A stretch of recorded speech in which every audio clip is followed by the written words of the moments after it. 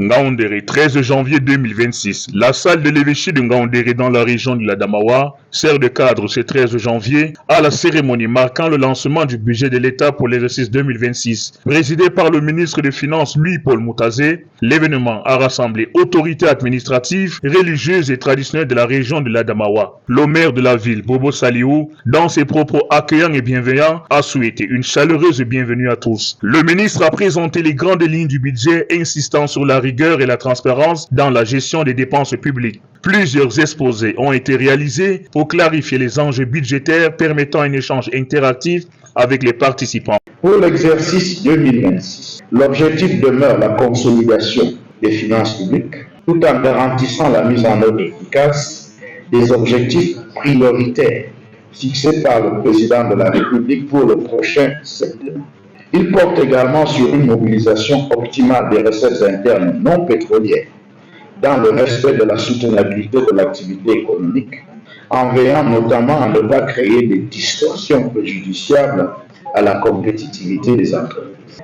Ainsi, sera-t-il question, au plan sécuritaire, de poursuivre le maintien de la veille tant au niveau des frontières qu'au niveau des agglomérations, surtout dans un contexte post-électoral. Au plan économique, de mettre en œuvre le programme d'impulsion initiale, d'accélérer la mise en œuvre du plan intégré d'import substitution agro-pastorale et halieutique, de renforcer l'offre énergétique et les capacités de transport et de distribution de l'énergie électrique, de rétablir l'équilibre financier du secteur de l'électricité, notamment à travers le rachat des actions d'Actis à Eneo, de développer les infrastructures de transport et de désenclavement des bassins de production, y compris la réhabilitation des voiries urbaines. Les représentants des départements ont exprimé leurs attentes et besoins, soulignant l'importance des provisions allouées par le président Paul Biya pour le développement régional.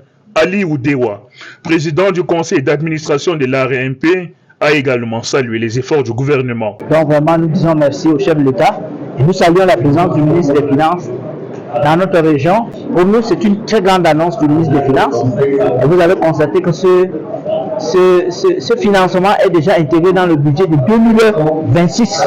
Et ça confirme que c'est quelque chose de sérieux.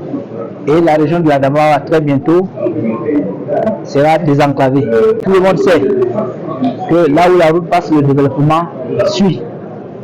Et cette cérémonie témoigne de l'engagement du gouvernement à promouvoir la transparence et répondre aux attentes des citoyens.